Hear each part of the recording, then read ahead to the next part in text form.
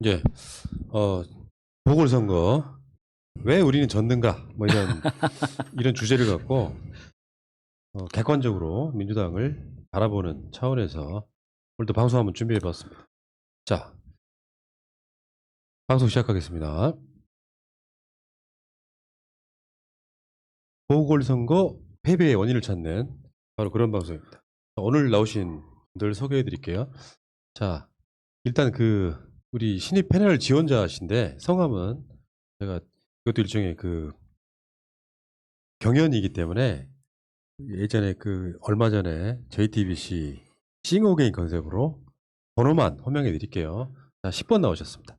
네, 안녕하세요. 10번 지원자라고 합니다. 예. 분위기 좋아요. 네. 뭔가 인상이 너무 좋아. 아, 그래요? 예. 본인 소개 간단하게 좀 부탁드릴까요? 네, 저는 제가 패널 지원자 중에 제일 어리죠? 아니에요. 아니에요? 제가 제일 어린 줄 알았는데. 네. 당황하는. 네, 당황했어요. 찐 당황하는. 네.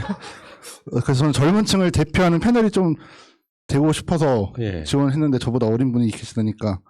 예, 그럼 두 번째인가요? 인상 좋아요. 네. 아직 이제 그분들은 아직 안 나왔어요, 전면에. 네네. 저번 주에 나왔던 분도 남자분 20대가 있었거든요. 그랬어요. 네, 그래서 예. 91년생이고요. 예. 네, 인천에서 왔습니다. 뭐 블라인드긴 하지만 네. 대략 무슨 일 해요? 대략. 요즘은 조금 쉬고 있어요. 네. 이 일하면 되겠네. 네. 자 그리고 사실 뭐 패널 지원자분들 테스트 방송만 하는 게 아니라 다양한 형태로 패널 지원자분들의 이 능력을 지금 테스트하고 있는 건데 오늘 정식은요 이분이십니다. 이분이 메인 게스트인데 작곡가 레이정님 나오셨습니다. 네, 반갑습니다. 뉴에이지 음악가 레이정입니다. 제가 참고로 말씀드리면은 한국의 조지 윈스턴? 그러니까 저도 음악에 관심이 많은 사람이라 네. 이제 뉴에이지 음악 하시는 분들을 보면 예. 사실 어떻게 보면 뉴에이지라는 말이 전혀 새로운 음악이라는 뜻이잖아요. 그렇죠. 새로운 가치, 새로운 이념, 네. 뭐 21세기에 좀 새로운 가치관의 음악, 뭐 네. 그런 개념이죠. 한창 뉴에이지를 듣던 시절이 있었죠. 한국 사람들. 그쵸. 조지 윈스턴뿐만 아니라 이를테면 에냐도 그렇고 뭐 유키 구라모토. 네, 90년대 말부터 2000년대 초까지 그때 좀 예. 가장 성수기라고 해야 될까요? 예. 네, 그런 시기가 있었습니다. 네. 그러니까 제가 이분은 이제 한국의 조지 윈스턴 막 이렇게 왜냐하면 한국에서 실제로 뉴에이지 음악을 사실상 의미 있게 도입한 사람이라고 저는 보거든요. 레이정님. 네. 네. 근데 그 레이정님이 새날 방송의 애청자시래요. 그래서 네, 지금, 숨은 애청자입니다. 네. 네. 그런 분들 많아요. 나는 가장 자랑스러운 게 대법관님 중에 한 분 계세요. 대법관인데 새날 방송 듣고 주무신대요. 내 목소리를 안 들으면 잠이 안 온다신 분도 있고 막 그렇습니다. 어쨌건 그 레이정님이 이제 저한테 연락을 해오셨어요. 이번 보궐선거 끝나고 이제 우리 같은 극렬 지지자 말고 아주 객관적으로 어떤 상식적인 민주당을 응원하는 그런 입장에서 조언을 하고 싶다. 그러다 보니까 세팅하다 보니까 여기 우리 10번하고 매칭하면 딱 좋겠더라고요. 그래서 모셔봤습니다. 네, 뭐 좋습니다. 네. 이런 자리 마련해 주셔서 네. 그나마 의미 있게 조금 네. 말씀이 좀 나눴으면 좋겠다 생각이 네. 듭니다. 네. 저도 기대가 크고요. 이제 혹시나 방송 들으시는 분들이 좀 쓴소리가 나와도 이렇게 악플 달지 마시고 뭔가 저런 시각도 있구나. 객관적으로 보려고 노력하니까 좀 이해해 주시기 바라겠고요. 음악 이야기 조금만 더 할까요? 나 음악 이야기 하고 싶어 사실은 오늘은. 아니 뭐 쓴소리라기보다도요. 이번 보궐선거 기존에 계속 민주당을 지지했던 사람으로서 충격이 왔잖아요. 그래서 그런 와중에 이렇게 대피한 와중에 그 다음날 또 새날을 이렇게 방송하는 걸 보고 정작 위로받아야 될 사람은 저기 푸나님이신데 좀 따뜻한 말 이렇게 숨은 지지자라도 좀 나서서 한마디 좀 해주고 싶다. 아이고 눈물 날라 그래. 네. 좀 그런 말씀 먼저 드리고 싶어서 이렇게 나왔습니다. 네. 그러니까 멘탈이 강해야 돼요. 약간 이런 일 하는 사람의 팔자 같은 건데 선거 진 다음 날은 방송 안 하고 싶잖아요. 그러게요. 근데 해야 되는 거예요. 그러니까 이런 측면이 있고. 그럼 우리 10번께서는 네. 보궐선거 딱 결과 나왔을 때 어떤 느낌이었습니까? 제가 인천 출신이라고 말씀드렸잖아요. 어. 근데도 너무 제 억장이 무너지는 너무 슬픈 일이었던 거죠. 그러니까 지역적으로 봐도 10번은 인천, 그리고 네. 레이지 형님은 서울 출신이시죠. 네, 그렇습니다. 그러니까 이게 어떤 지역적 색깔은 또 거의 없는 상황. 오늘 방송 상당히 의미가 있다. 그래서 충격이 컸다. 네, 정말 제가 살고 있는 인천시의 시장이 바뀐 것 같이 네, 너무 마음이 답답했고, 그래서 사실 제가 진짜 새날을 거의 안 빼고 거의 항상 다 보는데 이번엔 조금 못 봤어요. 너무 그 마음이 힘들어서. 설마 구독을 뺀 건 아니죠? 그건 당연히죠. 그럼 여기 안 왔겠죠. 레이정님께서 말씀하신 것처럼 진짜 저도 이 방송을, 그러니까 저희 같은 사람들은 잠깐 쉬고 어떻게 보면 구독까지 취소했다가 다시 돌아올 수 있는데 푸나님 같은 경우는 계속 자리를 지켜주셔야 되잖아요.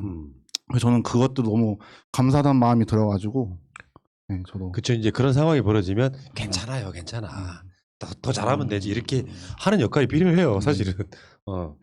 자, 근데 이게 이번 보궐선거의 화두랄까 핵심은 2030의 반란 뭐 이렇게 표현하지 않습니까? 네. 이건 어떻게 보세요, 두 분은? 저는 솔직히 그동안 어느 정도 감지는 했는데 애써 부정을 했거든요.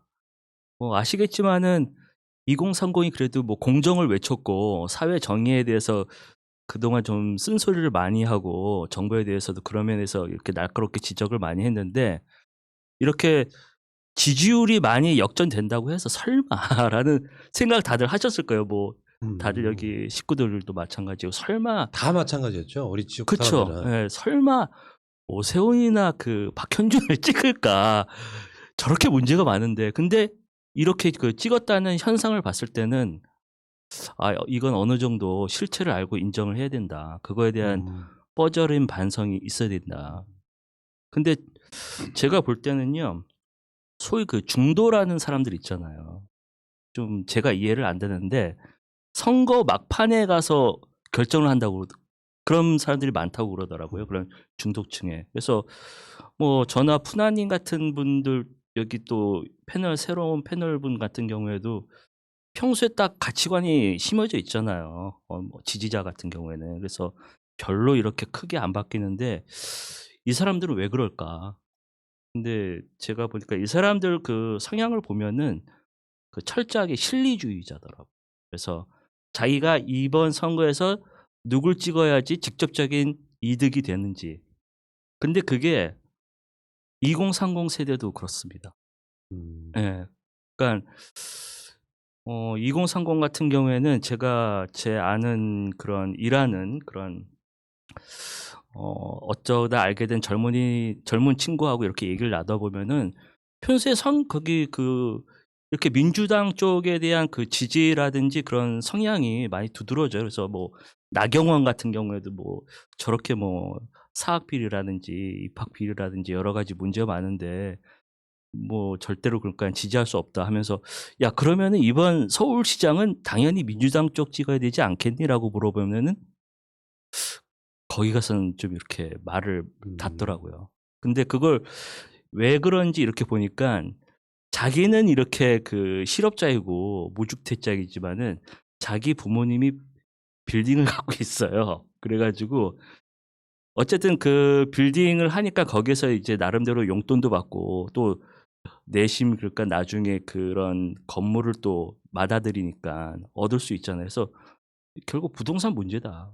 그래서 야 이거 진짜 좀 문제다. 좀 이런 가치관의 문제가 있다. 근데 그거를 있는 실체를 그대로 받아들여야지 왜 우리랑 틀릴까 이렇게 그 87년도 이렇게 운동하고 이런 우리가 뭐 이렇게 대학교 다녔을 때 그렇게 운동권 이렇게 하던 거랑 왜 틀릴까? 근데 이 세대들 2000년대 이후 세대들은 완전히 그런 개념이 틀린 거예요. 그러니까요. 그러니까 네. 우리 같은 사람들은 참아. 네. 아무리 민주당이 못해도 저 사람들은 못 찍는다는 유전자가 있고. 그러니까. 근데 이런 기준에서 봤을 때는 그 투표 형태가 이해는 안 되지만 네. 저도 선거 끝나자마자 출구조사 그 세대별 네. 연령대별 그 지지도를 보고 나서 현상이니까 인정해야 되겠구나. 그러면 지금부터는 그렇죠. 네. 그 현상을 부정하는 게 아니라 이거 왜 그랬는지 분석해야 되겠구나. 이런 생각으로 바뀌더라고요. 네, 맞아요. 그래서 이걸 그냥 새로운 인류로 세대로 받아들여야지 이거 왜 우리하고 왜 이게 뭐 매칭이 안 되지 이걸 따질 필요가 아니라는 거죠. 네. 네. 그러면 어떠세요? 그 딱 20, 30대 사이에 딱 중간에 있는 나이잖아요. 네. 딱 중간에 있는 나이. 네. 왜라고 생각하세요? 저 같은 경우에 제 경험을 먼저 말씀드리면 저도 인천에서 계속 살고 있는데 저도 사실 민주당을 계속 지지한다고 해왔지만 황우여를 한번 뽑은 적이 있거든요. 왜? 근데 그때 당시에 왜 그런 생각을 하게 됐냐면 방금 2030은 실리를 쫓는다고 말씀하신 것처럼 그때 당시에 황우여가 원내대표였어요. 근데 원내대표인 사람이 우리 지역구에 국회의원이 된다면 힘이 있으니까 우리 지역구가 좋지 않을까? 라는 그냥 그게 제 그때 당시에는 저한테 너무 당연한 생각의 순서였던 거예요. 그래서 이제 정말 처음이자 마지막으로 그런 표를 행사해봤거든요. 아, 잘 나오셨네. 이런 분들이 필요해요, 지금. 이런 이야기 해줄 사람이. 그래서 이번에도 오세훈을 찍거나 박형준을 찍었던 2030 유권자들이 저와 같은 생각으로 하지 않았을까라는 일단 생각도 하고요. 아, 일단 뭐, 어떤 부동산이라든 이런 거에 실망한 세대가 네. 뭐, 좋고 나쁜 어떤 가치관 없이 그냥 막 지른 측면이 분명히 있는데, 저는 이제 우려스러운 건 어떤 게 있냐면, 사위 보수란 말은 부끄럽다는 뜻이잖아요. 그렇죠. 지지하긴 하는데 밖으로 드러내지 못하는 사람들이 공개적으로 드러내는 게 그게 확장성이거든요. 그게 이제 일반화돼서 그 확장성이 고착화될까 봐 두려운 거예요. 이게 한 번으로 끝나면 별 크게 큰 의미는 없는데 대세가 돼버리면 상당히 곤란해지는 측면이 있거든요. 우리 가치관에서 보면. 그러니까 진짜 너희들도 한번 고생을 해봐라. 그러고 난 다음에 정말 이게 잘못된 결정이었다라고 이렇게 하고 싶지만은 그러기엔 너무 리스크가 크잖아요. 온 나라가 힘들고 온 국민들이 힘들어지는데. 그러니까요. 예. 그래서 이걸 어떻게 해야 되나 그거를 조금 이번 선거를 통해서 좀 반성을 해야 된다. 예. 그러니까 민심이 이렇게 변했는데 너무 낙관적이고 좋은 쪽만 바라봤다. 그런 좀 말씀을 드리고 싶었습니다. 저는 이런 얘기는 하고 싶어요. 레이정님만 해도 이 코로나 팬데믹 뭐 관련해가지고 앨범도 내신 적 있거든요, 올해. 예. 이제 일종의 코로나 상황에 힘들어하는 국민들한테 보내는 일종의 음악 선물 같은 거예요. 그런 따뜻한 감성을 가진 사람들이 봤을 때는 진짜 지금 20대, 30대 그 투표 행태를 전혀 이해 못하는 거죠. 진짜 더 나쁜 놈인데 어떻게 그렇게 찍을 수 있지? 근데 그건 진짜 아까도 말씀드린 것처럼 현상이니까 이유를 분석해야지 막 비난할 수는 없는 거죠. 그렇죠. 어. 예. 그렇게 생각이 박혀 있는데 어. 그거를 이렇게 말로 이렇게 설득할 수는 없습니다. 그럼 뭐 그거 어떻게 생각하세요? 그게 단순히 부동산 문제예요? 아니면 어떻게 다른 곳에 같이 휩쓸려가는 측면이 있어요?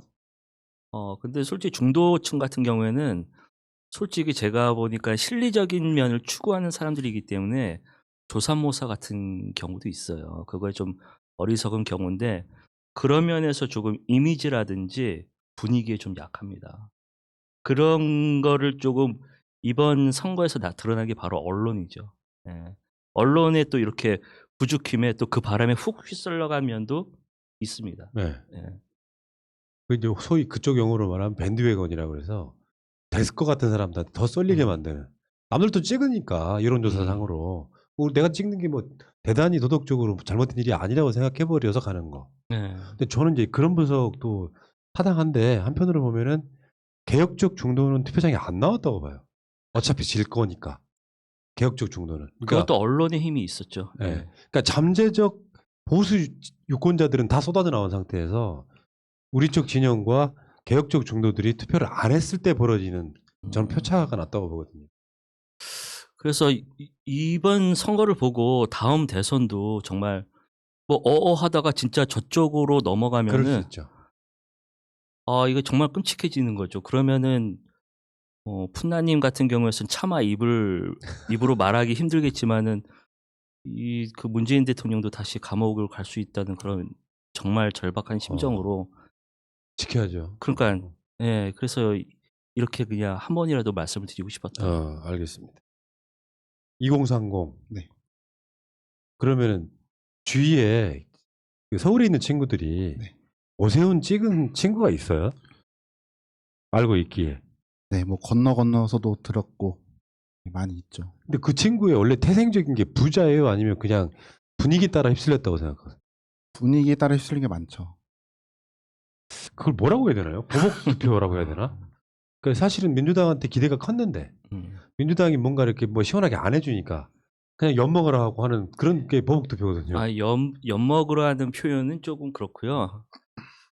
이때까지 그 민주당이 그래도 민생을 위해서 많이 하긴 했잖아요. 근데 아까 실리적인 면을 추구하는 사람들 입장에서는 잘 안 와닿았던 거죠. 근데 작년 같은 경우에는 이제 국회의원 선거 같은 경우에는 그 코로나 2월 달에 그 신천지 때는 굉장히 뭐 1000명 이상 넘어갔을 때 굉장히 나라가 혼란스러워졌잖아요. 다들 아시다시피. 그래서 굉장히 위기다. 그리고 그때 또 선거 앞당겨서 이제 민주당도 위기다. 그런 위기의식이 있었는데 얼마 이제 3, 4월 지나면서 뭐 다른 나라에서도 이제 뭐 확진자가 뭐 10,000명, 뭐 40,000명이 수백 명씩 나오니까 해외 언론에서도 이제 우리나라가 가장 방역 선진국이다. 선진국 중에 가장 낫다. 이런 거기 다시 그 어떻게 보면 국격이 올라가고 또 그와 더불어서 또 그때 또 재난지원금을 보편적으로 한번 쫙 풀었잖아요. 그러니까 사람들이 이렇게 나라에서 돈 받은 적이 없었잖아요. 저 같은 경우에도 뭐 세금만 많이 냈지 이때까지 한 번도 받은 적이 없는데 그런 면에서 조금 따뜻한 소속감 같은 거를 다들 느꼈어요. 그러다 보니까 그런 것이 이제 민주당 쪽으로 좋은 바람이 어떻게 생긴 거죠. 그래서 좋은 결과가 나타났는데 이번에는 그런 게 없었다. 아 그러면은 진짜 A정님 같은 분들이 뭐 얼마나 잘 사신지 잘 몰라요. 근데 지금 20, 30대 딱 중간에 있는 입장에서 전국민 재난지원금이 한 번 더 보궐선거 한 달이나 정도 전에 나왔다면 표심이 달라졌을까요? 저는 달라졌을 거라고 생각합니다. 아, 왜냐하면 이게 국가에서 이렇게 돈을 받았다는 것 자체가 정치적 효능감을 줄 수 있다고 생각을 하거든요. 아, 우리가 민주당을 뽑아줬더니 이렇게 일을 해주는구나. 우리가 도움이 필요할 때, 경제적인 도움이 필요했을 때 이렇게 도움을 주는 정부가 민주정부구나라는 걸 한 번 더 인식을 하게 된다면 표는 많이 달라지지 않을까 분위기가 많이 생각합니다. 부드러워졌죠. 적어도. 그럼 부동산 문제가 얼마나 영향을 끼쳤을 것 같아요? 저는 개인적으로 부동산 하나로 보기보다도 그냥 젊은 층 사이에서는 약간 이런 분위기가 있는 것 같아요. 지금 이 현재의 민주정부가 우리가 부자가 될 수 있는 길들을 좀 뭔가 막고 있다라는 전체적인 큰 느낌. 예를 들어서 뭐 주식이나 비트코인에 투자가 몰리니까 그거를 뭐 제재하려고 한다든지, 혹은 부동산도 내가 언젠가 부자가 돼서 집을 사서 저 집이 2배가 3배가 돼야 되는데 그걸 막게 되니까 뭔가 내 앞길을 막는 느낌이 젊은 층들한테 있는 것 같아요. 그래서 부동산 정책이 그런 젊은 층들에게 경제적으로 표를 잃었던 그냥 하나라고 생각을 하거든요. 그래서 그러니까 이게 국가가 잘해버리면 잘하는 분위기를 때리지를 못할 때는 휩쓸려 가는데 일종의 놀이처럼 돼갖고 아까 이제 그 이야기가 이제 나올 텐데 언론과 포탈이 일방적으로 문재인 정부나 민주당을 때리는 분위기로 가면 휩쓸려 가는 건 맞잖아요. 분명히 좋은 점들이 여러 가지가 있는데도 불구하고 단점만 계속 꺼내놓고 있는 상황이면. 그러니까 아니 얼마나 조금 제가 악질적이다라고 느낀 게 아니 문재인 정부 들어서 좋은 게 많이 생겼잖아요. 좋은 정책도 많이 하고 그나마 좀 삶의 질이 많이 개선됐고 또 국격도 올라가고 근데 그거를 뭐 전부 다 부정하는 듯이 뭐 이렇게 선거 운동 기간 동안 그 언론에서 다 때리니까 아 이건 너무 아니지 않나라는 생각이 들어가지고 이거 진짜 언론이 너무 심각하다라는 생각이 들었습니다. 그러니까 제가 봤을 때는 이제 대부분 다 선수로 같이 뛰었다고 보는데 8대2 정도? 선거에 불리한 이슈를 팔을 내놓고 나름대로 이 정도는 그래도 뭐 중립적인 느낌. 그러니까 완전히 기울어진 운동장. 9대1 아닌가요? 9대1이요? 더 심하다고 생각하는데. 저는 어떤 걸 느꼈냐면요. 포탈에 있는 여러 가지 인터넷 그 언론사들 있지 않습니까? 그걸 보고 제가 뮤지컬 좋아해서 뉴욕에 이제 뮤지컬을 보러 갔거든요. 그 브로드웨이 42번가 쪽에 이제 뮤지컬 극장이 쫙 몰려 있어요. 근데 그 총 극장 개수가 아마 44개? 뭐 그 안팎돼요. 44개 극장이 실질적으로 단 2개의 유태인 가문이 운영한다고 합니다.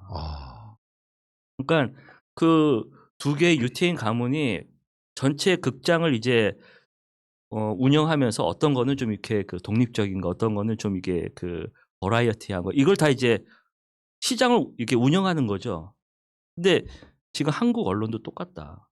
결국 그 코어는 몇몇이 다 이걸 지배하는 거다. 저는 그렇게 생각하고 있습니다. 대표적으로는 그 뉴시스, 예. 뉴스원 이게 머니투데이가 운영하는 뭐 그런 식으로 이렇게 사실 만들어져 있거든요. 그뭐 편집국장이라든지 실제 데스크들은 뭐 어느 높은 이렇게 그 본진 쪽에서 다 연락받아서 기사를 이렇게 제목을 따오고 배치하고 그런 걸로 저는 알고 있거든요. 네. 그래도요 정권 초기보다는 지상파 예. 등은 많이 좋아졌어요. KBS나 MBC나 또 저쪽에 종편 중에서도 JTBC 같은 데는 가끔씩 꼴보기 싫은 뉴스가 나오긴 네. 하는데 그래도 기계적 균형 지키려고 노력하고 그쪽에서는 그래도 나름대로 자정 능력하려고 그렇게 조금 네. 하는 게 있지만은 다른 데는 이게 인터넷 언론사는 솔직히 몇 명 안 되잖아요. 아마 세날 정도 될 거야 아마. 예. 그런 데서 잠깐만요. 언론 제보를 그렇게 무시하셔도 돼요? 아니 그러니까 죄송합니다. 제가 잠시 말이잖아. 저 진짜 규모로만 따질 때. 예. 어쨌든 그러니까 거기 소수 인원이 다 할 수는 없잖아요. 누군가 다 재배정해주고 재배치해주고 이렇게 움직인다는 거죠. 네. 그러고 보면 포털이 더 문제라는 생각이 들어요. 진짜 어떨 때는 특히 이제 보궐선거 과정에 막 그게 격렬한 어떤 힘의 싸움이 시작될 때 포털에 보기가 싫은 거예요. 그러니까요. 민주당한테 불리한 것만 엄청나게 배치되어 있는 상태.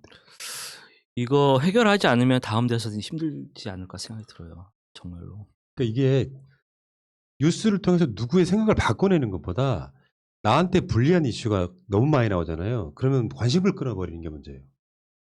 그래서 내 관심 끊다 보니까 투표장에 안 가게 되는 그런 효과가 더 크더라고요. 그러니까 그렇죠. 한 5% 정도 예상되는 그 중도를 움직였다기보다는 이거 뉴스를 보니까 다 민주당 싫어하는 사람 입장에서 보면 이거 다 자기한테 좋은 뉴스잖아요. 그럼 다 읽어보고 더 적극적으로 들어가고 민주당 지지하는 쪽 입장에서는 그런 뉴스가 너무 많이 나오니까 숨어버리게 되는 효과, 실제로 차이민주가 돼버리는 그런 효과가 저는 있었다고 보거든요. 이번에 생겼죠, 조금. 네. 예.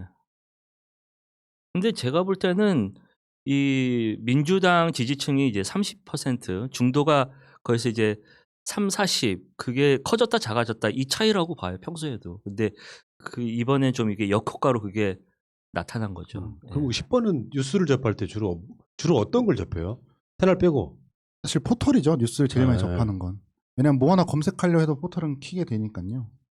그러네 진짜. 근데 앞에 딱 화면에 그게 나왔을 때 그러니까 지금도 공식적으로는 인위적으로 배치를 안 한다고 알고리즘으로 한다고 하는데 그 알고리즘을 잘 이용하는 것 같다는 생각이 들어요. 아예 그거는 말이 안 된다고 봐요. 예. 그러니까 알고리즘을 절대로. 잘 이용한다는 의미가 뭐냐면 예를 들면 S 언론사에서 뭔가 뉴스를 생산해내면 재빨리 예. 거기에 좌표를 찍고 클릭 수가 많아지면 탑으로 오는 그런 구조라고 난 보거든요. 그러니까 그게 굉장히 기민하게 잘 작동되는 뭔가가 있는 거죠. 이게 약간 뭐 유저 따라서 뉴스가 편집되고 그러니까 재배치된다고 하는데 절대로 그렇지 않습니다. 제가 이때까지 사용해 본 바로는. 예. 그러니까 오히려 네이버는 그런 요소들을 많이 줄였잖아요. 지금은. 아예 피해 버렸죠 그거를. 예. 근데 다음은 사실은 네이버 피해서 다음으로 왔더니 다음이 더 심해진 느낌 그런 느낌 있죠. 예. 근데 이제 아예 뉴스에 관심 없는 청년들이 있지만 되게 사회 현상에 대해서 관심 있는 친구들은 실제로 뉴스는 조선일보를 가서 보는 게 아니라 포털에서 보는 그렇죠. 경우가 훨씬 더 많은 거잖아요. 그렇죠. 그리고 보통 제목만 보죠. 네. 제목만. 네. 내용은 스킵. 그러니까 뭐 최근에 불거졌던 것 중에 김문환 마사회장 이 사람 문제가 불거졌는데 저는 이렇게 보거든요. 이런 문제가 불거졌을 때 문 대통령이 하루도 안 돼가지고 감찰 지시했단 말이에요. 나는 그게 더 중요한 뉴스라고 봐요. 그렇죠. 그 갑질하는 뭐 이런 것들도 중요한 뉴스긴 하지만 근데 문 대통령이 감찰 지시한 게 중요한 게 아니라 민주당 출신의 마사 회장이 한 갑질이다가 뉴스의 포인트가 돼버리니까 이겨낼 방법이 없는 거예요. 근데 저는 이 고원인데 민주당에서 이런 문제를 좀 익히 알고 있었으면은 좀 어떻게 좀 이렇게 법이라든지 행정적인 걸로 이렇게 컨트롤 해야 되는데 이렇게 하면 또 이제 언론 탄압이니 뭐 그런 프레임의 그 질에 이제 너무 겁을 네. 먹고 너무 이렇게 수수방관하지 않았나. 그래서 일을 이렇게 솔직히 지금 이 곳간에서 불을 타고 있는데 뭐 맹자왈 뭐 뭐 노노왈 뭐 이렇게 하는 듯한 공자왈 뭐 이렇게 이런 느낌이라는 거죠. 그러니까 일반 지지자들이 보기에는. 그게 이제 역프레임이 빠지는 건데 네. 사실은 민주당이 180석을 얻고 나서 할 수 있는 시간은 1년 정도 남짓이에요. 그래서 저쪽이 아무리 반발을 해도 밀어붙일 건 밀어붙여서 실제로 여러 가지 법들 중에 눈에 크게 띄는 것들만 몇 개만 통과시켜도 개혁했다는 느낌이 나오거든요. 그러니까요. 근데 실제로는 언론 탄압 같은 프레임이 안 빠지려다가 결국 역프레임이 빠져가지고 계속해서 상대방 눈치를 보다 보면은 지지했던 사람들이 근데 180석을 몰아줬는데 저것밖에 못하나 싶은 분명히 비판이 가게 돼 있거든요. 그러니까 이런 젊은 친구들이 볼 때는 아 민주당 지난번에 이렇게 지지해서 쭉 뽑아줘 놨더니 이거 뭐 바보네 그런 생각이 드는 거죠. 예. 알겠습니다. 또 하나가 또 있죠. 그 도덕성 프레임. 그러니까요. 예. 그러니까 그럼 아니, 그건 어떻게 설명하실래요? 저는 아니 그 이게 도덕성 프레임에 대해서 민주당이 좀 뻔뻔해져야 된다고 봐요. 왜냐하면은 오세훈이나 박형준 같은 사람이 그런 도덕성이 더 좋아서 뽑아준 게 아니잖아요. 그러니까 어떻게 보면은 이해됐어요. 그러면서 트럼프 같은 거는 좀 뭐랄까 그런 뻔뻔한 것도 좀 배워야 된다. 예, 그리고 저쪽에서 도덕성에 대해서 이제 언론을 통해서 무슨 뭐 이렇게 사전 기관을 통해서 공고를 해보면은 우리는 거기 너희들보다 더 너희들은 더 큰 그 들보가 있는데 왜 그건 해결하지 않느냐. 우린 더 괜찮은 거다. 어느 정도 퉁치고 넘어가는. 왜냐면은 이런 문제를 하나하나 이렇게 따지고 들면은 뭐 이번에도 보셨듯이 뭐 조국 사태 같은 거 이번에 그러니까 선거에 지니까 바로 자해 쇼를 하고 있지 않습니까? 그거 보고 이제 꼬리 자르기. 그러니까 이게 너무 언제까지 그러면 이런 문제가 앞으로도 없으리라는 법이 없는데 뭐 새날 같은 데서 방어만 할 수 있는 게 아니잖아요.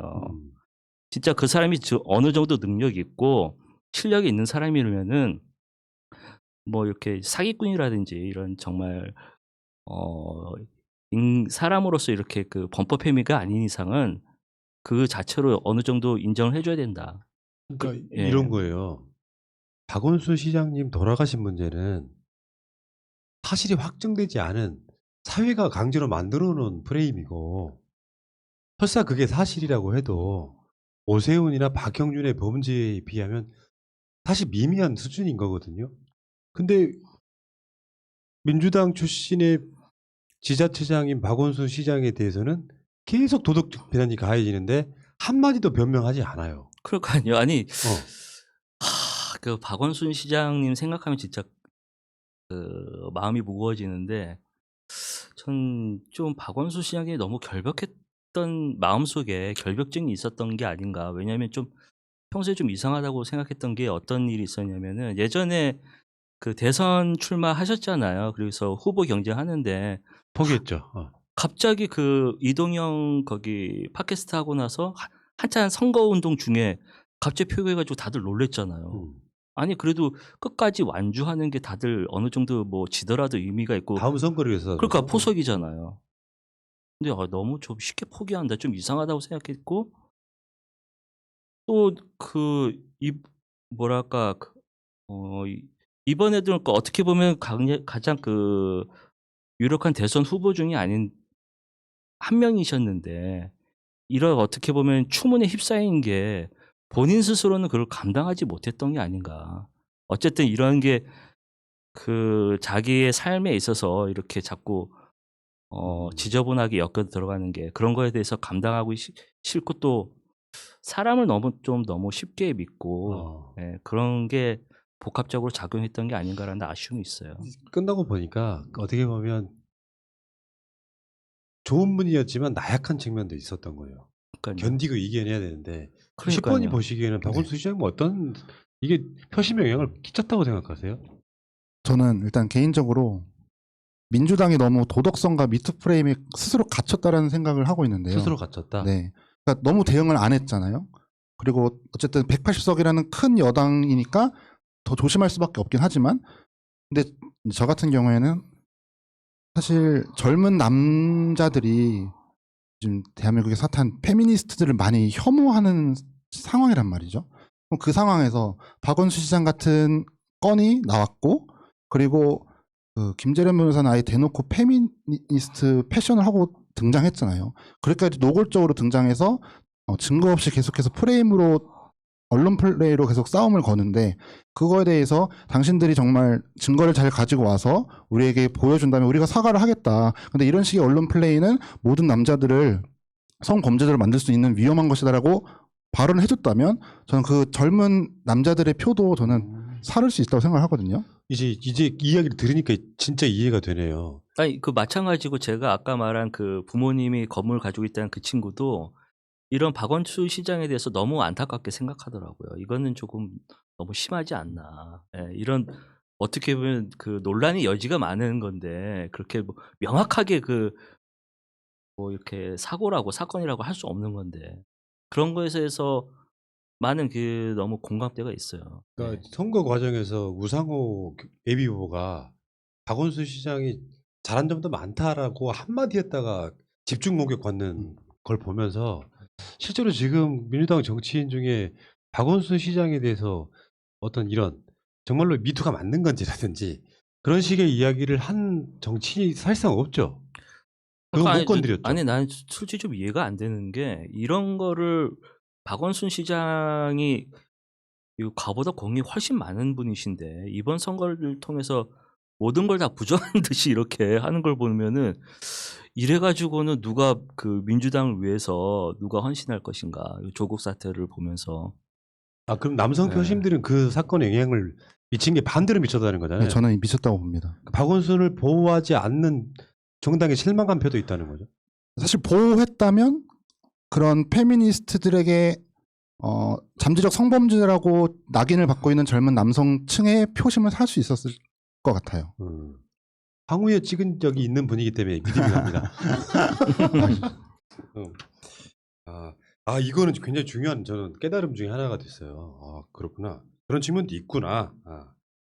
다음에 이런 측면도 있죠. 그 선거를 할 때 시대가 그런 시대가 아닌데 접근하기를 정치공학적으로 접근하는 거예요. 그러니까 이번 그 원내 대표 선거도요 좀 아쉬운 게 어떻게 보면 판을 짜놨잖아요. 그래서 이게 이렇게 돼 있으니까 여기서 찍으라면 답은 어떻게 보면 정해져 있는 거잖아요.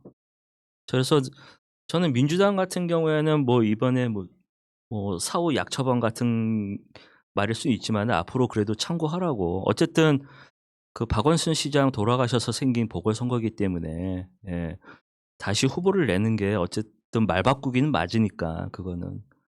그러면 그냥 뭐 열린민주당이라든지 이렇게 범야권을 통해서 그러니까 시민 추천으로 후보를 세워서 민주당이 그거를 대신해서 이렇게 지지한다. 이렇게 하면 오히려 더 좋은 선거 결과가 있지 않았을까. 솔직히 저 같은 경우에 이제 박영선 후보 같은 경우를 탐탁치는 않았거든요. 하지만은 뭐 찍어야 되니까 찍은 건데 솔직히 그렇게 뭐 썩 내키진 않았어요. 근데 그런 거를 저 같은 지지자 말고 다른 일반 그 중도층 같은 경우에는 더 어떻게 보겠어요, 솔직히. 그런 면을 꼭 생각을 해봐야 된다 봅니다. 그러니까 저는 그런 생각도 해봐요. 선거라는 게 이제 구도라는 게 있거든요. 오세훈은 분명히 우리가 보기에는 악이에요, 악.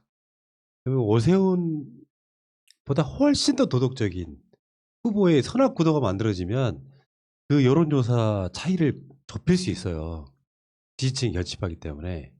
근데 이런 측면이죠. 저쪽은 악인데 이쪽은 유능 프레임으로 갔어요. 그러니까 이게 대척점이 안 만들어지는 거예요. 그 소위 말하면 소구력 이런 것들이 많이 떨어진 상태의 선거 전략도 있다고 봐야겠죠. 저쪽이 악의 어떤 이미지화 됐을 때는 이쪽은 선의 프레임으로 가는데 그 전략은 좀 실패했다고 보는데 문제는 이제 이런 것들을 다 공학적으로 접근하면 안 되는 게 지금은 정치공학으로 접근하는 시대가 아니라는 거죠. 그럴까요?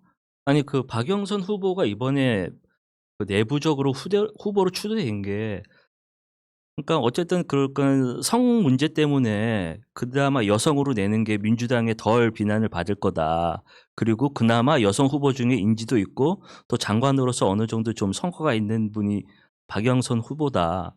라든 걸 가지고 그냥 이렇게 내부 안에서 그냥 판단으로 후보를 낸 거잖아요. 저는 그게 패착이라고 봅니다. 그렇게 너무 안에서 이너서클 안에서만 이게 그 공학적으로 판단해서 후보를 낸다는 게 이게 얼마나 거기 민중들하고 조금 괴리감이 있는지 그걸 판단을 해야 되지 이런 않나. 측면도 있지 않겠어요? 이런 정도 분위기였다고 하면 어떤 후보가 나와도 지는 선거 아니었을까요? 그러니까 민주당을 떠나서 그러니까 그래도 민중들이 뽑으면은 그거에 대한 어느 정도 설득력이 있잖아요. 근데 민주당 안에서 자기네들끼리 독단적으로 판단해서 이렇게 안에서 이렇게 지지하고 또 저희 같은 지지가 또 그걸 또 마냥 지지해줘야 되는 입장이니까 그런 게 너무 안타까운 거죠. 예. 인천 시민은 어떠십니까? 어떠셨어요? 객관적으로. 서울시 시장 선거를요. 네. 저는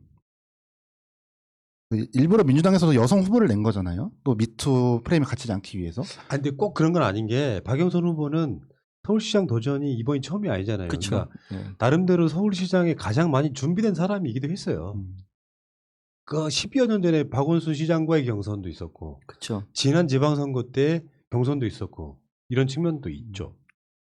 그런데도 어쨌든 여성 후보가 최종 후보가 됐다라는 것 자체도 뭔가 스스로 인정해버리는 꼴이 되는 거 아닌가. 우리가 오히려. 미투에 갇혀버렸다라는 거를 인정하게 된 꼴이 아닌가라는 생각도 좀 하고요. 야, 그거 오늘 굉장히 새로운 해답들이 나오고 있는데 박영선 후보는 사실 중소벤처기업부 장관 간 이유 중에 하나가 서울시장 출마를 내년에 있을 서울시장 출마를 염두에 둔 거였었거든요. 그게 1년 정도 빨리 앞당겨진 측면이 있지만 20대 남성들이 보기에는 그렇게 볼 수 있다는 거죠. 네. 어쨌든 결과론적으로밖에 생각을 할 수 없잖아요. 유권자들은. 그리고 또 이게 제가 볼 때는 문제점이 이제 민주당의 초선 처음 시작할 때는 그래도 다들 이렇게 아무래도 처음 시작하는 입장에서 성과도 내고 또 다른 사람들한테 인정받고 하려니까 열심히 뛰는데 3선 이상 되면은 조금 제가 볼 때는 어느 정도 여기 문제 안 생기고 이렇게 적당하게 이렇게 말도 좀 정제돼서 얘기하고 그러다 보니까 이렇게 뭐 엄중 모드로 나가고 그렇게 해서 하다 보면은 뭐 원내 대표로도 나올 수도 있고 또 그러다 보면 또 당 대표도 할 수 있고 이러다 보니까 점점 몸을 사린다고 할까요? 그러니까 개혁에 대해서 자꾸 이렇게 뒤처지고 재고 이런 모습을 볼 때 이번에도 조금 뭐 국회의장이라든지 여러 이렇게 당 대표들 나온 모습을 볼 때 그러면서 실망을 하게 되는 거죠. 이게 정말 개혁을 할 의지가 있는 건지 단순히 그냥 자리 보존해서 점잖게 그러니까 욕을 안 얻어 먹으려고 저런다.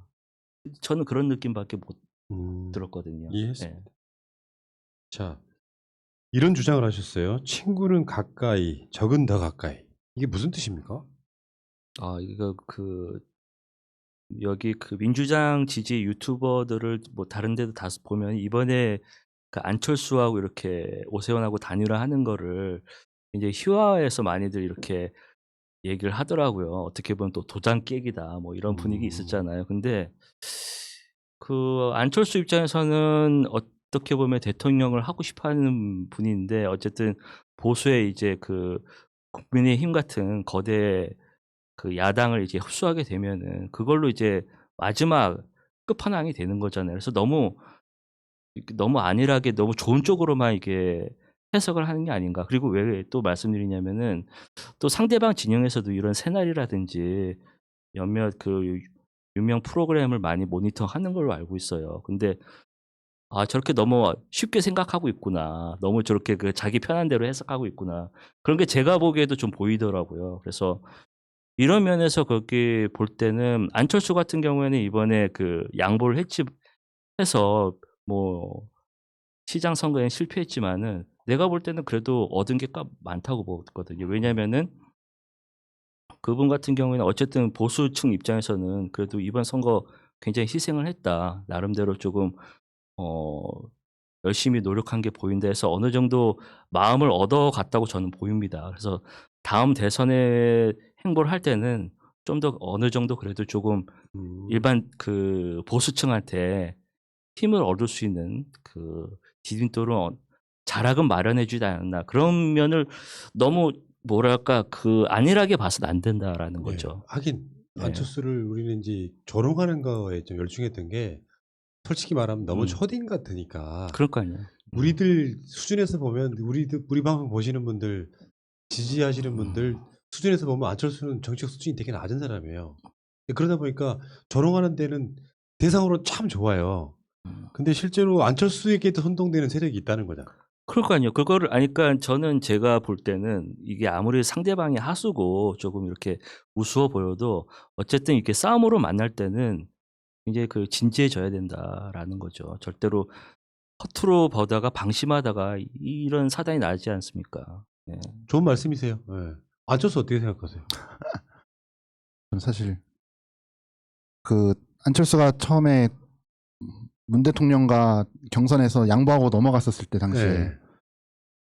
제가 그때 제가 라이브로 보고 있었는데 그 기자회견 안철수의 기자회견 라이브로 보고 있었는데 저 그때는 또 들었던 생각은 그거였어요. 안철수의 이제 본성을 몰랐을 때 당시니까 이렇게 양보하는 미덕을 보이는 정치인이라고? 라는 생각을 가져서 호감이 생겼으나 이제 또 이제 미국으로 날래고 하는 것들을 보면서 이제 또 실망하긴 했죠, 당연히. 근데 방금 말씀하신 것처럼 진짜 안철수는 한번 이런 마음을 보수층에서도 한번 얻었을 것 같아요. 아니 서울시장을 이렇게 양보한다고? 그러면은 이런 양보의 미덕을 보이는 정치를 더 크게 볼 수가 있잖아요, 지지층 입장에서는. 그래서 안철수가 이번에 양보를 하면서 또 얻어간 것은 있을 것 같다라고 생각을 하고요. 양보는 사실 안 좋고 진 거 아니에요? 네, 그렇죠. 네. 뭐 그거는 거기 보이는 이미지 싸움이잖아요. 어차피 네. 정치라는 게. 예. 그리고 저는 민주당이 너무 진중하다 보니까 그러니까 방심해서 졌다기보다는 너무 180석 여당이라는 거에 부담이어서인지 뭔지 모르겠지만 너무 진중하다 보니까 해야 할 말들을 못해서 유권자들이 실망해서 졌다고 생각을 하거든요. 네. 그래서 이번 안철수 현상을 보면서요, 제가 느낀 게 만약에 다음 대선이 이렇게 1대1 구도로 가면은 질 수밖에 없다. 이 상태로는 3자 구도 이상을 해야지 그나마 이렇게 이길 수 있다. 왜냐하면은 바람이 정말 1대1 구조안에서 우리 쪽으로 불지 않는 한은 이게 구도상 힘들다라는 염려가 듭니다. 그러니까 이번 선거는 아까도 말씀드린 것처럼 구도가 제대로 안 만들어진 상황에서 저쪽 세력의 심판 선거 프레임이 제대로 먹혀버린 거예요. 그러니까 실제로 이게 우리 같은 사람들이 여당이긴 하지만 180석 갖고 있는 정당이긴 하지만 바람이 반대로 불면 허무하게 깨질 수 있다는 걸 보여주는 굉장히 교훈적인 선거였다고 보는 거죠. 잘하고 못하고의 문제가 아니라. 그러니까 이 그 3자 구도를 만들어야 된다. 예, 그게 일단은 중요하다고 봅니다. 계속 뽐뿌질 해야 되겠네요. 안철수 단독 출마하고 윤석열 단독 출마하고. 그러니까 너무 속을 보이면 안 되죠, 그거를. 아이고. 근데 문제는 이제 그 해법, 원인 분석은 진짜 여러 가지일 수밖에 없는데 저는 그 오늘 20, 30대를 대표해 나온 우리 10번이 해준 이야기가 본인이 직접 이야기하니까 황후에 찍은 적도 있는 사람인데 그 굉장히 객관적인 시각을 봤다고 보거든요. 아, 그렇게 표를 찍을 수도 있구나라는 생각을 해봤거든요. 네, 중도니까요. 다. 본인은 성향이 중도지만 민주당 성향에 가까운 거죠. 아니요. 이젠 아닌 것 같습니다. 지금은 아니에요? 네. 저쪽으로 넘어가시려고요? 아니. 그 반대가 아니고요. 원래 기본적인 성향이 약간 민주시민 성향이 있는 거고. 네. 그리고 저희 그럼 그거 하나 여쭤볼게요. 박근혜 탄핵 때도 우리나라 국민이었으니까. 네. 그리고 4년 정도 흘렀단 말이에요. 네.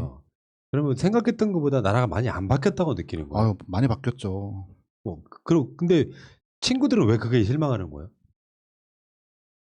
사실 언론의 펌핑이 너무 크다고 생각해요. 그러니까 제가 좀 이렇게 시민분들께 한번 하소연하고 싶은 거는 민주당이 어쨌든 개혁을 해보겠다, 잘해보겠다, 촛불로 탄생한 정부잖아요. 근데 이 정부에서 그렇다고 조금 실수하거나 조금 잘못한 사람이 나오면은 너 왜 이거를 비판하더니 왜 너도 똑같아? 라고 갑자기 그냥 나쁜 사람 취급해버리면은 도저히 개혁을 할 수 있는 기회가 없을 거라고 생각을 하거든요. 그게 이제 요즘 말하면 내로남불 프레임이에요. 네. 그래서 조금 실수하더라도 그리고 조금 물론 용납은 할 수 없지만 각종 비리들이 있다 하더라도 이 부분에 대해서 우리 시민분들도 조금은 용서해 줄 수 있고 조금 더 크게 멀리 보고 지지를 해주시는 마음들이 있으셔야 이 개혁을 계속해서 해나갈 수 있지 않나 생각을 하거든요. 맞습니다. 그러니까 선거에 져서 모든 걸 굴복해 개혁 그만해 그 시그널을 받아들여버리는 순간 완전히 망하는 거예요. 저는 노무현 대통령의 최대 실수가 정권을 뺏긴 거라고 봅니다. 그래서 온 국민이 고통받고 본인 스스로도 그게 조금 안타까운 삶을 마쳤는데 절대 이번에서 마지막까지 그 개혁을 하지 않고 그 타협을 한다면은 그런 일이 또 반복된다고 봅니다. 그러니까 오늘도 그 다른 방송에서 그런 비슷한 이야기를 했는데 개혁이라고 하는 것이 이제 그만해도 돼. 저쪽 사람들 입장도 있는 거 아니야? 라고 말하는 사람들이 목소리를 크게 내는 순간 망하는 지름길인 거죠. 민주당 입장에서는. 그러니까 그런 분들은 최대한 자기 목소리 좀 낮추고 소위 말하면 빨간 수박론. 그래서 그 빨간 수박이신 분들은 그 정치적 입장이나 사고방식이나 스탠스가 저쪽으로 건너가도 아무 무리 없는 분들 이야기하는 거예요. 근데 그분들이 그냥 애당심으로 민주당 또는 정권을 사랑한다면 최대한 그 자기 목소리를 덜 내주는 것이 실제로 정권 연장에 도움이 된다. 저는 그렇게 보거든요. 그렇죠. 마지막까지 끈을 놓치면 안 되고 항상 개혁밖에 없다고 봅니다. 결국 개혁을 할 수 있는 건 민주당밖에 없지 않겠습니까? 바로 그거예요. 네. 근데 이제 좋게 해석하자면 계속해서 민주당만 밀어주면 개혁을 안 할까봐 네. 뭐 이렇게 네. 좋게 해석해야죠. 네. 그러면 대선 이야기 한번 해볼까요? 결국에는 이제 정말 많은 분들이 걱정하는 건 정권 뺏길까봐. 그렇죠. 뭐 1년짜리 서울시장, 네. 부산시장 뺏겼다고 그렇게 조마조마하지는 않을 텐데 어떻게들 보세요? 이번 대선 한 11개월 남았는데. 굉장히 솔직히 오늘 보니까 뭐 김어준 뉴스 공장 같은 경우에도 벌써 서울시장 하나 바뀌었는데 뭐 이렇게 탄압이 많이 들어오잖아요. 만약에 뭐 정권이 뺏기면은 이건 이명박근혜 시즌 2보다 더 혹독해질 거다. 왜냐면은 상대방도 업그레이드 하고 있으니까요. 그나마 박근혜란 분이 좀 이렇게 너무 좀 모자라신 분이라서 그나마 이렇게 끝난 거지. 그렇지 않고서는 그 기간이 더 오래될 거라고 보거든요. 그 새날 방송 같은 경우도 특별히 무슨 비리가 있어서가 아니라 온갖 꼬투리 잡아서 방송 멈추겠죠. 한 6개월 안에. 그런 경우 꽤 많을 거예요. 그 개인 비리 같은 거 하나 만들어내가지고 탄압해버리면 그냥 그걸로 끝나는 거죠. 그래서 아니 이번 뉴스공장이 만약에 뭐 폐지가 된다, 김어준 씨가 방송을 못 하게 된다면은 민주당 쪽에서는 그럼 뭐 이런 기성 언론 뭐 이런 조중동 같은 그런 것도 이렇게 다 문 닫게 할 수 있는 그런 용기가 있잖아요. 맞아요. 아니 이렇게 김어준 씨 같이 이렇게 공중파에서 홀로 나서는 사람도 못 지켜주는데 어느 누가 이렇게 나서겠어요. 그러니까 조중동은 더 심하게 하면서 그러니까 그 사람들은 무슨 그것도 사형방송 아니거든요. 국가가 허가해준 굉장히 공적인 어떤 법 테두리 안에 있는 방송들인데 심하게 하면서 김어준한테만 욕하는 건 좀 말이 안 되는 거죠. 그러니까요. 그렇게 하면 똑같은 자체를 되면 벌써 없어져야 될 방송국들 많잖아요. 기자협회는 왜 언론 탄압이라고 여기서 말씀 안 하시는지 저는 그게 그러니까 희한하죠. 너무 이중적이죠. 그러면은 개인적으로 지금 20, 30대 본인이 지지하는 대선 후보가 따로 있습니까? 지금요? 현재. 네, 그렇죠. 이 사람 됐으면 좋겠다. 네. 누구예요? 저는 말씀드려도 되나요? 어때요, 뭐? 저는 이재명 지사님. 그 이유를 한번 들어보고 싶어서. 일단 지지층들이 현재 개혁을 많이 못한 민주당에 실망을 했다면 상대적으로 봤을 때 이재명 지사가 조금 더 개혁 쪽에 가까운 후보이기 때문에 더 마음이 가게 되죠. 특히 이재명이 대통령이 되면 뭐가 바뀔 것 같은데요? 저는 사실 얼마 전에 계곡을 한번 놀러 갔다 왔는데 이재명 지사가 이제 그 계곡을 다 이렇게 정리를 해주셨잖아요. 그것만 봐도 그냥 저 이렇게 다 한번 쓸어버렸으면 좋겠다. 네. 모든 개혁해야 할 부분과 이렇게 문제가 되는 부분들이 있다면 이 지사처럼 이렇게 확 변하게 눈에 보이게 변하게 해줄 수 있는 사람이 있으면 좋겠다 그런 생각을 하죠. 그 방송하는 입장에서 정치인들이 이렇게 인터뷰하는 기회가 생기잖아요. 어떤 분 인터뷰가 계획돼 있다가 취소가 됐는데 그분 인터뷰를 할 때 제일 준비할 때 물론 취소가 됐지만 걱정스러웠던 게 답이 너무 뻔했다는 거예요. 이 질문하면 그 양반이 할 답이 그냥 뻔히 보였던 거예요. 그게 정치인이 그렇게 되면 안 되거든요. 무슨 이야기를 어떻게 할지, 오늘은 어떤 이야기를 꺼내줄지, 저 사람이 대통령이나 뭐 하다못해 시장 도지사가 되면 어떻게 바뀔지에 대한 기대감이 있어야 되는데 바뀔 거에 대한 기대감이 하나도 없는 상태에서는 인터뷰를 하려고 해도 질문의 의미가 사라져 버리는 거예요. 답을 알고 있는데. 그렇죠. 뻔한 얘기, 뻔한 거 들으니까. 네. 그럼 20, 30대 입장에서 예를 들면 윤석열, 이재명 둘이 붙었다. 그러면 지금 그 보궐선거 결과물을 빼고 이재명이 훨씬 유리하다고 보는 거예요? 저는 그게 상식적이라고 생각을 하는데 이게 포털과 언론 때문에 너무 기울어져 있어가지고 지금 이미 이재명 지사를 나쁜 쪽으로 만들고 있잖아요. 네, 그래서 모르겠네요. 아무튼 그런 기대는 있는 거고, 내가 봤을 때는 우리 10번은 네. 그 정치에 대해서 굉장히 건전한 고관여층이에요. 그러니까 실제로 정치가 존재해야 되는 이유를 정확히 알고 있는 사람 같다, 이런 생각을 해봤습니다. 야, 이런 분들만 있었으면 선거 안 되는 참. 윤석열 씨는요? 윤석열 씨는 젊은 층이 찍을 만한 요소가 있습니까? 사실 저한테 그냥 뭐 정치적인 제가 갖고 있는 상식을 빼고서도 윤석열이라는 사람을 생각을 하면 사실 공포스럽거든요. 왜냐면 수사를 해왔던 사람이고 계속 수사만을 말하는 사람인데 그런 사람이 대통령이 된다면은 이건 군부 독재 시절이랑 비슷해지는 거 아닌가라는 그냥 막연한 공포감은 있는데 있어요. 네. 저는 그 윤석열에 대한 윤석열의 살아있는 권력에 대한 수사를 나름대로 연구를 해보니까 대통령이 됐을 때는 쓸 수 없는 말에 가깝거든요. 자기가 가장 살아있는 권력이 되니까.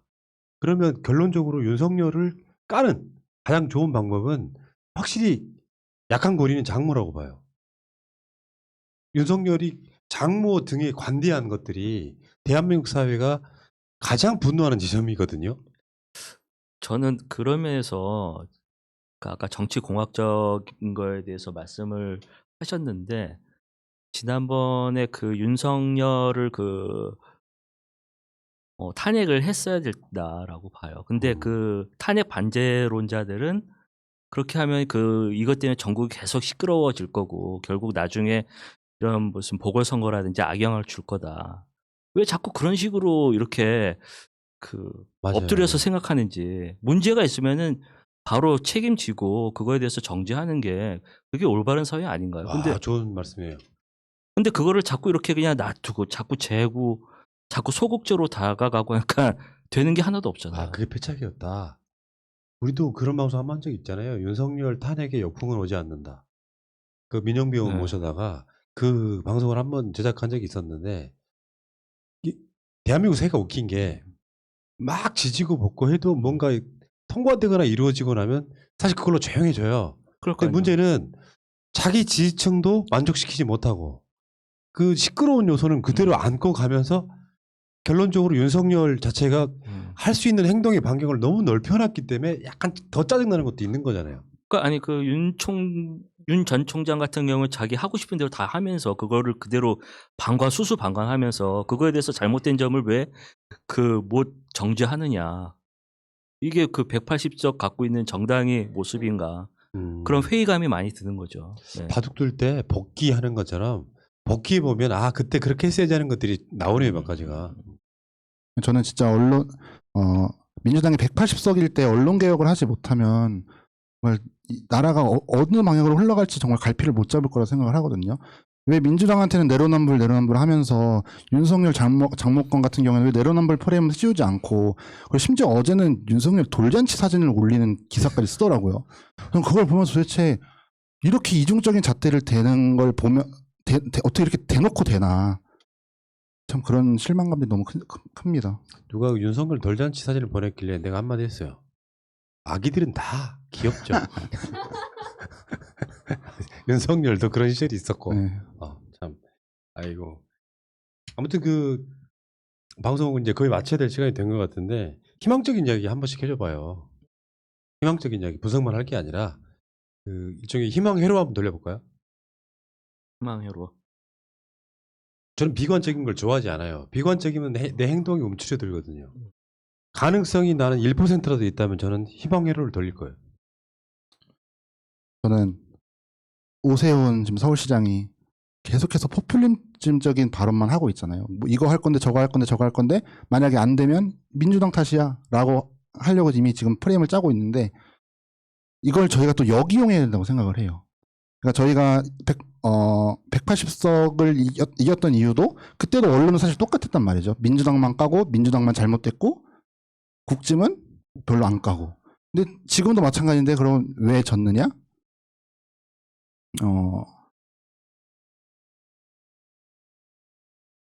왜 졌을까요? 아이 궁금해. 두두. 잠시만요. 놓쳤어요. 아니요, 뭐 괜찮아요, 괜찮아요. 그때랑 지금이 상황이 다를 게 별로 없는데. 네, 언론의 상황은 똑같잖아요. 근데 졌던 이유는, 근데 이겼던 이유는 어쨌든 코로나 방역을 정부가 정말 잘하고 있구나 걸 알았기 때문인데, 그럼 정말 오세훈이 암만 포퓰리즘을 그렇게 했어도 어떤 것이 옳은 것이고 어떤 것이 잘하는 것이라는 것을 민주당이 반박을 할 줄 한다면 저는 다시 한번 기회가 있을 수 있다고 생각을 합니다. 제가 그 이야기 다른 방송에도 했는데 민주당 때리기가 놀이가 되면 안 되는 거예요. 그게 사회적 트렌드가 되면 무조건 지는 거죠. 언론에 의해서 민주당이 만만해가지고 계속 민주당을 때리는 쪽으로 포털과 언론이 그렇게 선동을 해버리면 선거는 무조건 지는 거죠. 네. 그거를 어떤 방식으로든지 막아서야 된다는 거죠. 흐름을 놀이가 되면 안 되게끔. 네. 레이정님은요?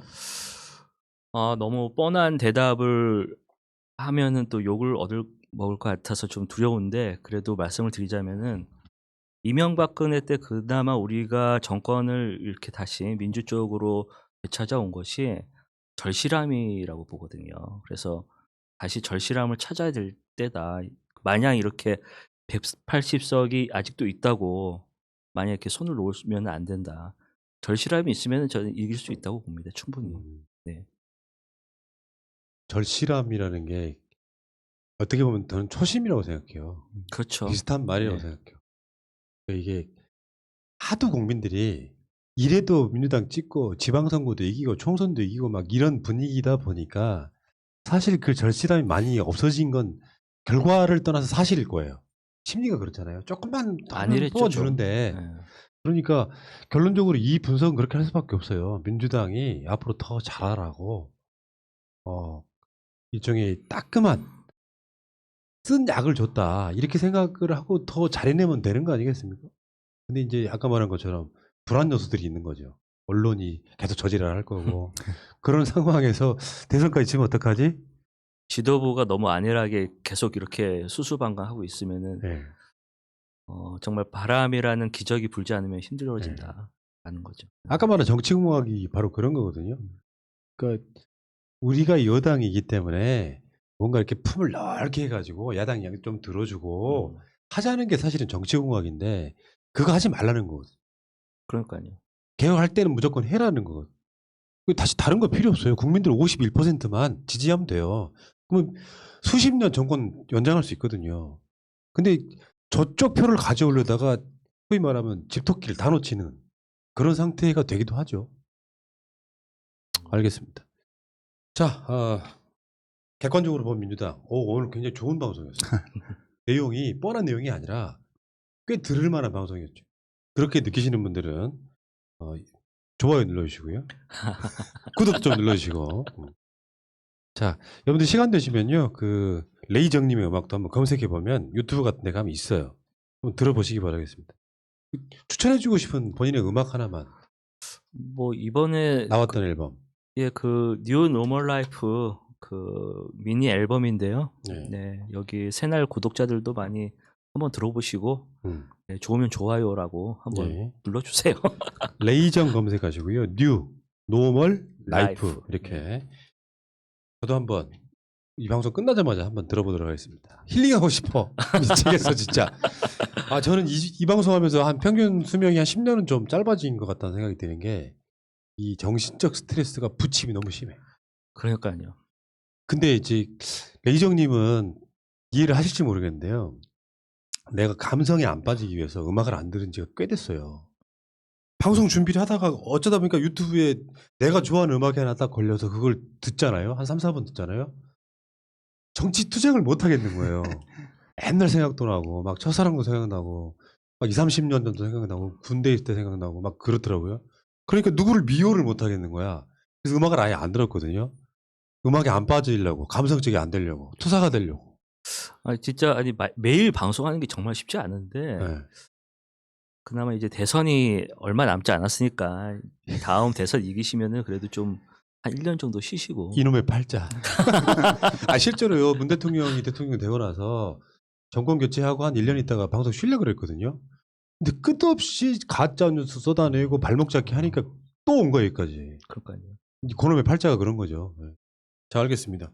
자, 이 두 분 모시고 레이정님 그리고 10번 괜찮았어요. 느낌이 이미지 괜찮아. 감사합니다. 뭔가 되게 착해 보이고요. 이게 민주당의 미래라는 느낌도 들어요. 앞으로 조금 더 이렇게 발전하면 10번 괜찮은 패널이 아니었나 싶고요. 자, 오늘 방송 여기서 마치고 두 분은 또 나중에 또 뵙겠습니다. 고맙습니다. 네, 감사합니다. 감사합니다. 예. 아이고 오늘 바이러스에게는 마스크가 없다. 어서 가자 바이러스보다 먼저. 그러니 내일보다 먼저 가자. 우리들의 희망을 형제이게 하자. 설령 그것이 내일이라 해도 현재로 저들을 물리치자. 바이러스에게는 마스크가 없다. 어서 가자 바이러스보다 먼저.